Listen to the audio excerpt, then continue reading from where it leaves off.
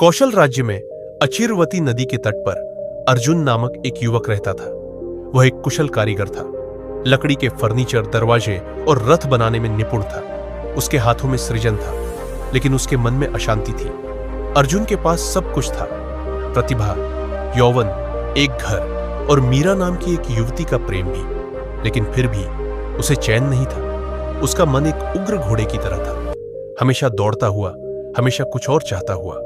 कभी धन, कभी यश, कभी ईर्ष्या, कभी अहंकार। उसके हाथों से शांत वस्तुएं बनती थी, लेकिन उसका अंतर्मन बेचैन रहता था। एक दिन एक अमीर व्यापारी द्वारा अपमानित किए जाने के बाद अर्जुन गुस्से में भरकर अपनी कार्यशाला से बाहर निकल गया। वह नदी किनारे भटकने लगा, पत्थर लात से मारता, दुनिया को कोसता हुआ वह एक वट वृक्ष के पास पहुंचा। वट वृक्ष के नीचे उसने एक भीड़ देखी, जहां लोग चुपचाप बैठे एक बौद्ध भिक्षु की वाणी सुन रहे थे। उनका स्वर शांत था, उनकी उपस्थिति स्थिर थी, जो एक अलग ही एहसास करा रही थी। वह और कोई नहीं, सिद्धार्थ गौतम बुद्ध थे। जिज्ञासा अर्जुन के क्रोध पर भारी पड़ी। वह भीड़ के किनारे जा बैठा, बाहें मोड़े, मन में संदेह लिया वो उन्हें सुनने लगा। बुद्ध बोले, एक योद्धा चाहे हजारों को युद्ध में जीत ले, लेकिन सबसे बड़ी विजय आत्मविजय यानी खुद को जीतने में है। अर्जुन ने अपने मन में तिरस्कार से सोचा, मैं कौन हूं ये मैं जानता हूं। मुझे जीतने की जरूरत नहीं, मुझे न्याय चाहिए, सम्मान चाहिए। लेकिन उसके कुछ अंदर ही अंदर हिल गया। अगली सुबह अर्जुन फिर वटवृक्ष के पास आया। बुद्ध वहां अब भी थे, लोगों को उपदेश दे रहे थे।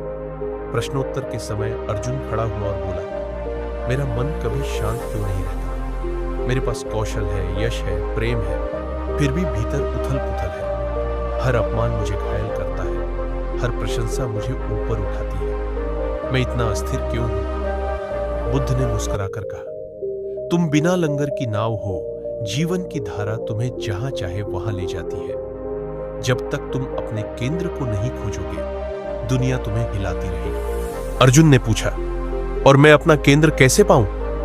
मौन बनाओ, बुद्ध ने उत्तर दिया। आओ बैठो, मैं तुम्हें मार्ग सिखाता हूं। शंका से भरा हुआ अर्जुन रोज आने लगा।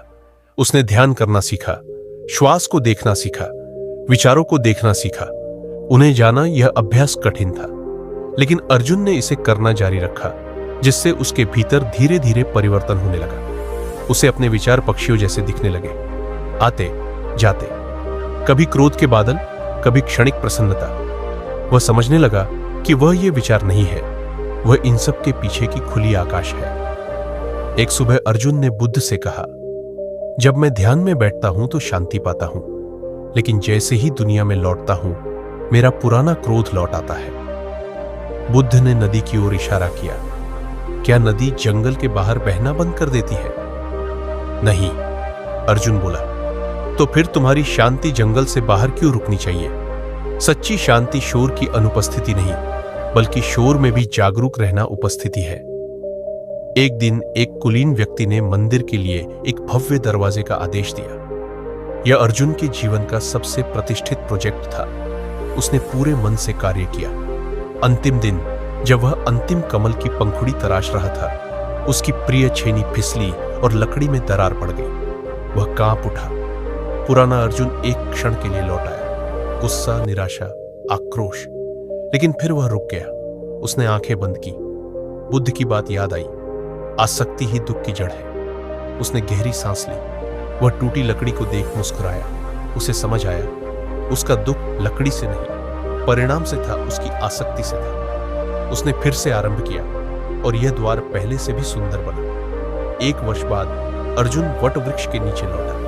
बुद्ध वहीं थे, स्थिर, शांत। अर्जुन ने झुककर कहा, गुरुदेव, मैं आपके पास शोर में आया था और अब मौन में लौट रहा हूं। पहले मैं अहंकार का योद्धा था, अब शांति का साधक हूं। बुद्ध ने कहा, तो तुमने सिर्फ लकड़ी नहीं तराशी अर्जुन, तुमने अपनी आत्मा को भी तराशा है। अर्जुन ने पूछा, गुरुदेव, अंतिम शिक्षा क्या है? बुद्ध ने आंखें बंद कर कहा, दुनिया को जैसा वह है वैसे देखना, न डर के चश्मे से, न चाह के, न अपेक्षा के। यही मुक्ति है। जागृत व्यक्ति दुनिया से भागता नहीं, वह उसमें चलता है बिना प्रभावित हुए, जैसे कमल जल में खिला हो पर जल उसे छूता ना हो। अर्जुन की आंखों से आंसू बहने लगे, दुख से नहीं बल्कि उस अनकही आनंद से। कुछ सालों बाद अर्जुन को केवल एक कारीगर नहीं बल्कि एक ज्ञानी माना जाने लगा। लोग उससे सीखने आने लगे। जब कोई पूछता कि उसे शांति कैसे मिली, वह उसे नदी के किनारे ले जाता और कहता, पहले मैं नाव था, फिर नदी बन गया, अब मैं दोनों का साक्षी हूं। इस कहानी से हमें यह सीख मिलती है कि सच्ची शांति बाहर से नहीं आती, ना यश से, ना संपत्ति से, ना प्रेम से। वह तब आती है जब हम अपने विचारों को जानना सीखते हैं, जब हम अपनी ही आत्मा को तराशते हैं। बुद्ध ने जो सिखाया वह यही था, मुक्ति बाहर नहीं, भीतर है।